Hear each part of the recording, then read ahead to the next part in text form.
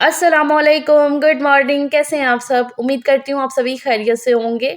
तो रमज़ानुल मुबारक की आमद है। काफ़ी पास आ गया है रमज़ान। हो सकता है कल फ्राइडे को ही पहला रोज़ा हो, अगर आज जुमेरात को चाँद नज़र आ गया तो। इस महीने में हम औरतों की ज़िम्मेदारी थोड़ी बढ़ जाती है सहरी और इफ्तारी की।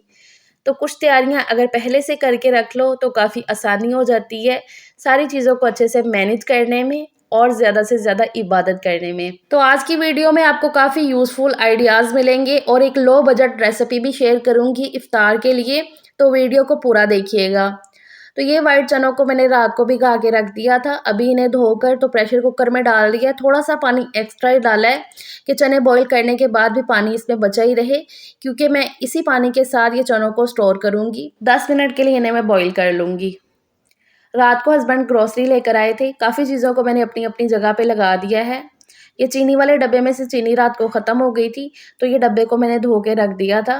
अभी ये खुश्क हो गया है, तो इसमें मैंने चीनी भर दिया दोबारा से और ढक्कन को अच्छे से पोंछ के तो फिर इसके ऊपर ढकूँगी। आप लोग कहते हैं कि आप ही आपका किचन बिल्कुल साफ़-सुथरा रहता है। मुझे ना आदत है कि मैं जब भी किसी डब्बे में चीज़ मुझे दोबारा से रिफ़िल करनी हो, तो मैं उसे पहले धो लेती हूँ और फिर ही चीज़ दोबारा भरती हूँ। इस तरीके से डब्बे साफ़-सुथरे भी रहते हैं और जल्दी-जल्दी फिर क्लीनिंग की इतनी ज़रूरत भी नहीं पड़ती है। अब यहाँ पर ये मैं मैदे को भी छान लूँगी और बेसन भी मैंने पास ही रखा है। दोनों चीज़ों को मैं छान के तो फिर ही डब्बों में भरूँगी। रमज़ान की तैयारियों में ये काम मैं लाज़मी करती हूँ, क्योंकि मैदा और बेसन जो है ना रमज़ान में ही ज़्यादातर यूज़ होता है। वैसे तो रूटीन में जब आता है तब भी मैं ऐसे छान के ही रखती हूँ, लेकिन रमज़ान में तो फिर ये लाज़मी हो जाता है काम, क्योंकि उस टाइम पे छानने का इतना कोई रहता नहीं है। तो मैंने मैदा और बेसन छान के डब्बों में भर के तो इन्हें अपनी जगह पे रख दूँगी। अब यहाँ पर चने भी तब तक बॉईल हो गए हैं। 10 मिनट में मेरा वो काम हुआ और ये चने बॉईल हो गए हैं। कुकर मैंने खोल दिया है और इनके अंदर मैंने इतना सा पानी रहने दिया है। चने बिल्कुल अच्छे से बॉईल हो चुके हैं। तो जब मैं इन्हें स्टोर करूँगी ना, फिर मैं आगे आपको बताती हूँ कि कैसे आपके चने बिल्कुल नरम ही रहेंगे फ्रीज़र में रखने के बावजूद पूरा महीना के लिए। तो फ़िलहाल तो मैंने ये जाली वाला ढक्कन ढक के इन्हें ठंडा होने के लिए छोड़ दिया है। और यहाँ पर मैं ये चिकन को बॉईल करने के लिए रखने लगी हूँ। ये मैंने टोटल आधा किलो चिकन मँगवाया था। तो इसमें जितनी भी ज़रा कम हड्डी वाली बोटियाँ वो भी मैंने निकाल ली हैं। वो तकरीबन 1 पाव जितनी हुई और फ्रीज़र में भी ना मेरे पास 2-3 चिकन की बोटियाँ बोनलेस पड़ी हुई थी, वो भी मैंने लाके इसमें डाल दी हैं। काली मिर्च और नमक के साथ मैं इसे बॉईल कर लूँगी। बहुत ही मज़े का फ्लेवर आ जाता है चिकन में, अच्छा लगता है, वो ज़रा फीका-फीका नहीं लगता है। तो इतना सा चिकन मैं 2 से 3 चीज़ों में इस्तेमाल करूँगी। आज जो मुझे इफ्तारी के लिए जो स्नैक बना के फ्रीज़र में स्टोर करना है, उसमें भी ये चिकन थोड़ा-सा मैं इस्तेमाल करूँगी। तो वहाँ पर वो बॉईल करने के लिए रख दिया है। और आपको याद होगा कि ये जो छोटा-सा गैजेट ये स्लाइसर मैं लेकर आई थी ₹100 की सेल में से। ख़ैर आपने देखा मुझे तो एक के साथ एक फ्री मिला है। तो ये बड़ा ही अच्छा काम करता है, छोटा-सा गैजेट है ये। तो इसको ना मैंने ये पहले स्लाइस किया है गाजरों को। मैंने कहा पुलाव बना लूँगी, तो मैं खुद भी चेक कर रही थी तो बड़े अच्छे से ये ना स्लाइस कर रहा था। और अब ये इस तरीके से ये लंबाई के रुख भी गाजरें बड़ी अच्छी आराम से कट रही थी। जैसे कि मैकरोनी वगैरह में डालनी होती थी तो इस तरीके से गाजर काटने में ज़रा थोड़ी-सी होती है ना, टाइम लगता है, बड़ा ही टाइम टेकिंग हो जाता है।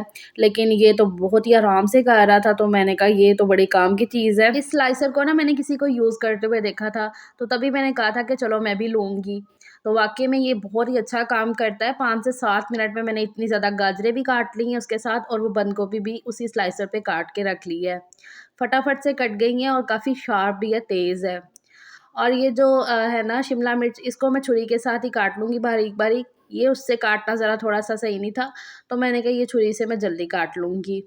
तो काफ़ी आसान हो गया है, मतलब कि अगर इस तरीके से गैजेट कोई सस्ते वाले मिल जाएँ तो सही रहते हैं।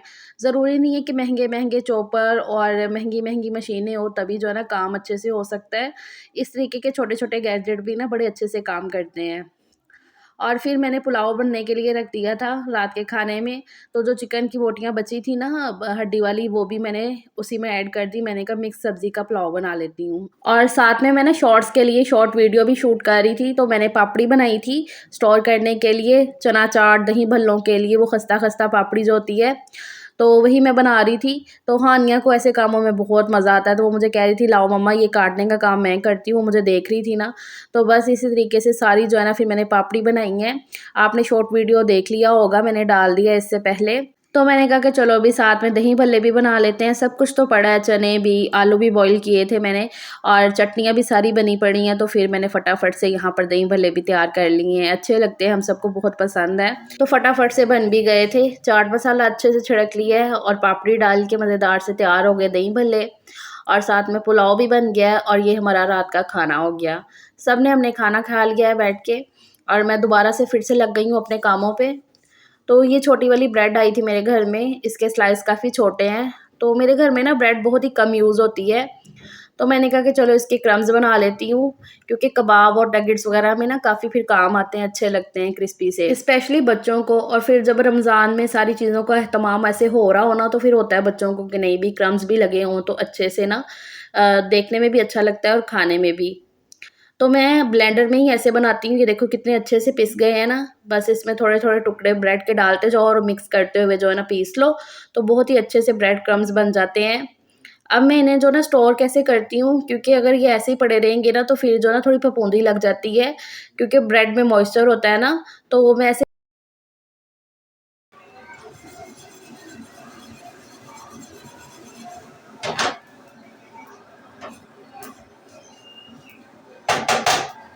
तो ये देखो कैसे छन-छन की आवाज़ आने लग गई है, अच्छे से ये भुन चुके हैं। फ्राई पैन में डाल के इनको मैंने भून लिया है थोड़ी देर के लिए, तो ये भुन चुके हैं, बिल्कुल मॉइस्चर ख़त्म हो गया है। इसी तरीके से ठंडा करके अब मैं इन्हें रख लूँगी। और जो मुझे इफ्तार के लिए बना के आज फ्रीज़र में रखना है, तो उसके लिए यहाँ पर मैं ये स्टफ़िंग बना रही हूँ ब्रेड रोल्स के लिए। तो मैंने कढ़ाई में थोड़ा-सा ऑयल डाला है, कोई 3-4 चम्मच जितना ही, और इसमें ये स्लाइस किए हुए प्याज़, एक मीडियम साइज़ का प्याज़ था जिसे मैंने बारीक स्लाइस में काटा हुआ था, वो डाला है। बिल्कुल हल्का-सा उसे ना फ्राई किया है कि ज़्यादा कलर नहीं चेंज होने दिया। तो फिर इसमें मैंने ये लहसुन, सिर्फ़ ये लहसुन है जिसको मैंने चॉप करके तो वो डाल दिया है। लहसुन जब हल्का सा पक जाएगा तो इसमें मैं ये काली मिर्च डालूँगी, साथ में नमक जाएगा और कुटी हुई लाल मिर्च। बस ये 3 ही मसाले इसमें मैं डालूँगी। इसी के साथ ये स्टफ़िंग बड़ी मज़े की बन जाती है। सब्ज़ियाँ आजकल आपको पता है कितनी सस्ती हुई हैं, तो बस इसका फ़ायदा उठाते हैं। तो जो यखनी थी ना चिकन की जिसमें मैंने बॉयल किया था, तो बस वही मैंने थोड़ा-सा इसमें यखनी डाली है, और ताकि जो मैंने मसाले काली मिर्च और नमक, कुटी लाल मिर्च डाली है तो वो जले ना। तो वो डाल के अब ये जो चिकन मैंने बॉयल किया था इसको ना मैंने रेशा-रेशा कर लिया था। तो ये देखो इतना सा चिकन हो गया था रेशा-रेशा करके। तो अब मैं जो है ना इसमें डाल दूँगी थोड़ा-सा, मतलब कि 2-3 मुट्ठी मैंने इसमें डाल दी है चिकन के, और बाकी की जो यखनी थी ना वो भी इसमें डाल के। तो अब ये जो मैंने गाजर सारी करके रखी थी वो स्लाइसर पे वो डाल दी है, और बंद गोभी और शिमला मिर्च थोड़ी-थोड़ी, ये तीनों चीज़ों को मैं डाल दूँगी। पहले मैं गाजर को थोड़ा-सा पका लूँगी और फिर इसमें जो है ना ये बंद गोभी और शिमला मिर्च जाएगी। तो बहुत ही टेस्टी वाली ये स्टफ़िंग बन जाती है। बच्चों को ना ऐसी जो चीज़ें हैं ना वो अच्छी भी लगती हैं और इस हिसाब से वो सब्ज़ियाँ अच्छे से खा भी लेते हैं। तो चिली सॉस की जगह मैं इसमें ये 3 चम्मच भर के लाल चटनी डालूँगी। जो पिछली वीडियो आपने देखी है, मैंने चटनियाँ बना के रखी हैं, उसमें ये जो लाल चटनी है तो ये मैंने इसमें 3 चम्मच भर के डाल दी है चिली सॉस की जगह में। बहुत मज़े का टेस्ट आता है इसके साथ, और साथ में थोड़ा-सा सोया सॉस और थोड़ा-सा ही सिरका। ये तीनों चीज़ें डाल के अच्छे से मिक्स किया और तेज़ आंच पे जो है ना ये सारी सब्जियों को मैं पका लूँगी। अभी तो ये थोड़ी ज़्यादा लग रही है ना, पकने के बाद ये बिल्कुल एकदम ऐसे सुकड़ सी जाएँगी और बिल्कुल ये बजट में रेसिपी आ जाती है, क्योंकि सब्जियाँ आजकल सस्ती भी हैं। तो थोड़ा-सा इसमें चिकन भी डाल दिया है और ये स्टफिंग को मैं 2 जगह पे करूँगी, मतलब कि 2 चीज़ों में मैं इसका यूज़ करूँगी। एक में तो आज आपके साथ शेयर कर देती हूँ और एक जो है ना नेक्स्ट वीडियो में ही शेयर कर पाऊँगी, क्योंकि फिर एक ही वीडियो में सब कुछ दिखाना जो है ना पॉसिबल नहीं है। मेरी पूरी कोशिश होती है कि मैं वीडियो जो है ना बहुत ज़्यादा ना करूँ, आपका ज़्यादा टाइम ना लूँ।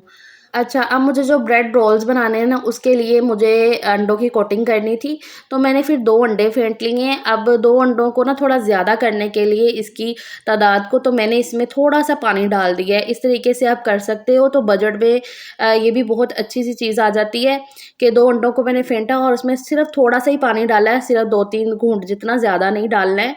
तो वो भी डाल के फिर मैंने जो है अंडों को फेंट लिया था। अंडों की तादाद थोड़ी-सी अब ज़्यादा हो गई है।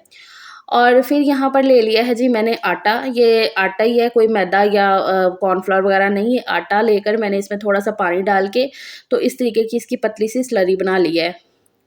और ये स्टफिंग को 2-3 तरीकों से आप समोसों में भी भर सकते हो, रोल भी बना सकते हो। मैं आज इसके जो है ना ब्रेड रोल बनाऊँगी। तो मैंने ना एक ब्रेड के स्लाइस को वैसे पहले बेला और आपको दिखाया कि वो ना ऐसे टूटने से लग गया था बीच में। तो मेरे पास ना ये बड़ा अच्छा-सा आइडिया और आपके साथ भी बहुत ही अच्छी-सी टिप शेयर करूँगी कि अगर आप ऐसे ब्रेड को बेल के उसमें कुछ भरना चाहते हो ना, तो उसको पहले ऐसे स्टीम कर लो। तो मैंने ये दूध बॉयल करने के लिए रखा हुआ है, इसके ऊपर ये प्लेट छलनी मेरी ऐसे ही रहती है, मतलब दूध के ऊपर मैं रखती हूँ। तो फिर मैंने ये ब्रेड के 4 स्लाइस ऐसे रखे और उनको थोड़ी देर के लिए ढक दिया था ये ढक्कन के साथ। और फिर अब मैं जब इसको बेलूँगी ना तो आप देखोगे कि बिल्कुल अच्छे से ये बेल चुकी है, कोई भी टूट नहीं रही है और एकदम पतली सी बेल गई है। जब ब्रेड स्टीम हो जाती है ना तो बहुत ही अच्छे से बेली जाती है। तो फिर मैंने इसके अंदर ये स्टफिंग थोड़ी-सी भरी है और जो आटे की स्लरी बनाई है उसको लगा के तो मैं इसको बंद कर दूँगी। वैसे मैं पहले ये जो स्टफिंग है ना उसमें रोल्स में भर लेती थी, लेकिन इस दफ़ा मैंने कहा कि चलो थोड़ा-सा हट के करते हैं, ब्रेड पे भरती हूँ, क्योंकि बाद में जो मैं समोसे वगैरह बनाऊँगी वो तो फिर मैदा के बनेंगे ही। तो मैंने कहा चलो एक चीज़ जो है ना हट के हो जाएगी स्टोर करने के लिए, तो इफ्तारी में काम आएँगी। तो इसी तरीके से मैंने ये सारे ब्रेड रोल बना के तैयार कर लिए हैं। तो अब ये जो सारे रोल मैंने बनाए हैं इनको पहले अंडों में डिप करूँगी और फिर बाद में ब्रेड क्रम्ब्स लगा के इन्हें ये ट्रे में रखती जाऊँगी। तो ब्रेड जो है ना हालाँकि ज़्यादा लिक्विड जो है ना सोक करती है, तो फिर भी ये 2 अंडों में ना सारी ब्रेड को मैं कर लूँगी, क्योंकि मैंने इसमें थोड़ा-सा पानी डाल के ज़्यादा कर लिए ना अंडे। तो बस इसी तरीके से सारे रोल्स को मैंने पहले अंडों में डिप किया, फिर ब्रेड क्रम्ब्स लगा के तो यहाँ पर अभी ये सारे मैं ट्रे में रखती जाऊँगी और फिर इन्हें मैं फ्रीज़र में रख दूँगी। जब अच्छे से ये फ्रीज़ हो जाएँगे तो फिर उसके बाद इसे मैं ज़िप-लॉक बैग में डाल के रखूँगी। तब तक यहाँ पर अब ये जो चने हैं ना फुल अच्छे से ठंडे हो चुके हैं, तो ये चनों को मैं इसके पानी के साथ ही ये ज़िप-लॉक बैग में डाल दूँगी। इसी तरीके से ये बहुत ही अच्छे से नरम रहेंगे पूरे 1 महीने तक, कोई कड़क नहीं होंगे। मैं पहले ना ऐसे ही चनों को मतलब कि स्ट्रेन करके इनका पानी फेंक देती थी और फिर स्टोर करती थी। लेकिन फिर मैंने जब किसी को देखा इस तरीके से करते हुए और ये मैंने भी फ़ॉलो किया, तो मैंने कहा हाँ, भई ये काम करता है। तो इसी तरीके से देखते दिखाते हम सीखते हैं। तो अब यहाँ पर मैं ये पालक को स्टोर करूँगी फ्रिज में। तो मैंने ये पालक ना बारीक-बारीक काट ली थी। पकोड़े बनेंगे, जितना मर्ज़ी हम इधर-उधर की फ्राइंग आइटम बना लें, लेकिन जो पकोड़े हैं वो पकोड़े हैं तो वो बनेंगे। तो उसके लिए फिर मैंने ये पालक को काट लिया है। तो ये मैंने ना डिस्पोज़ेबल डब्बे मँगवा लिए थे इस तरीके के, ये प्लास्टिक के रहते हैं, काफ़ी सस्ते होते हैं और इनमें क काफ़ी अच्छी चीज़ें ऐसे स्टोर हो जाती हैं। तो ये ₹20 का 1 डब्बा मिला है। तो इसमें मैंने ना पहले नीचे टिश्यू बिछाया है और उसके ऊपर फिर पालक रखी और उसके ऊपर से भी इस तरीके से टिश्यू रख के तो अब ये डब्बे को बंद कर दूँगी। तो जितना भी सब्ज़ी का मॉइस्चर होता है ना वो ऐसे निकलता है, तो फिर टिश्यू सोक कर लेता है। तो पालक जो है ना 15-20 दिन आराम से चलेगी, बिल्कुल भी ख़राब नहीं होगी। अब जो है ना मैं इसी तरीके से धनिये को भी करूँगी, उसके लिए भी मैंने ये एक और डब्बा ले लिया इसी तरीके का और इसके नीचे भी ऐसे टिश्यू बिछाया और इसके ऊपर धनिया जो मैंने काट के रखा था बारीक-बारीक वो भी डाला और फिर इसके ऊपर से भी टिश्यू रखूँगी और इसी तरीके से इसको भी बंद कर दूँगी। इसी तरीके से मैं सब्ज़ मिर्चों के साथ भी करूँगी, लेकिन अभी ना मेरे पास सब्ज़ मिर्चें थोड़ी कम थी, तो मैंने कहा और मँगवा के ना तो फिर वो मैं करूँगी। तो मैं दोपहर से किचन में घुसी थी, मतलब कि 4-5 बजे, तो साथ-साथ मैंने ये अपने रमज़ान की तैयारी भी की, खाना भी बनाया और ये सारे काम करते-कराते मुझे रात के 12 बज गए हैं अभी। सारे काम करते-कराते शुक्र है अल्लाह का काफ़ी हद तक काम निपट चुके हैं, अब बाकी के जो रह गए हैं वो मैं कल करूँगी। तो यहाँ पर मैंने ये टमाटर, मटर जो निकाल के रखे थे ना वो भी टमाटरों को भी मैं काट के रखती हूँ, मैं पेस्ट बना के नहीं रखती हूँ क्योंकि चावलों में मैं पेस्ट का यूज़ नहीं करती हूँ, इसलिए मैं काट ही लेती हूँ। तो फिर यहाँ पर ये सारे पैकेट्स मैंने रख दिए हैं बना के, ये जो शिमला मिर्च और बंद गोभी है वो भी मैंने छोटे वाले पैकेट में डाल दिए हैं ये ज़िप-लॉक बैग में और क्रम्ब्स भी मैंने डाल दिए थे, जो पालक बाकी की बची थी वो भी मैंने इसी बैग में डाल दी है। इसको भी फ्रिज में रखूँगी और जो पापड़ी थी वो भी मैंने ये छोटे वाले बैग में डाल दी है, इसको मैं यहीं पे किचन में स्टोर कर लूँगी। तो ये जो बैग्स है ना काफ़ी सस्ते मिल जाते हैं, ये मैं ₹70 के 1 पाव लेकर आई थी, मतलब किलो के हिसाब से मिलते हैं ना, तो मैं ये 1 पाव लेकर आई थी बैग्स, ₹70 के मिले थे मुझे, तो देखो कितने सस्ते हैं, काफ़ी आसानी हो जाती है और जगह भी देखो कितनी कम ये घेरेंगे। इसी तरीके से मैं एक के ऊपर एक करके जो ना ये सारे बैग्स रख दूँगी। जो चीज़ें मुझे फ्रीज़र में रखनी है, जो पालक और धनिया है वो तो मैं नीचे फ्रिज में ही रखूँगी, पापड़ी को भी मैं उधर ही किचन में स्टोर कर दूँगी और हानिया भी मेरे साथ ही जग रही है। जब किचन में ऐसे कुछ ना कुछ होता रहे ना तो स्पेशली हानिया फिर मेरे पास ही उधर-उधर ही घूमती रहती है। तो वो भी मेरी हेल्प करवा रही थी छोटे-छोटे कामों में। तो बस दैट्स इट, ये थी मेरी आज की वीडियो, आज की सारी तैयारी। अब ये जो रोल्स मैंने बना के रखे हैं ये भी जब फ्रीज़ हो जाएँगे तो इन्हें भी मैं ज़िप-लॉक बैग में डाल दूँगी। किचन मैंने पूरा साफ कर दिया है, अब जाके लेटती हूँ, काफ़ी ज़्यादा थक चुकी हूँ और ये वीडियो को एंड करती हूँ। अल्लाह हाफ़िज़।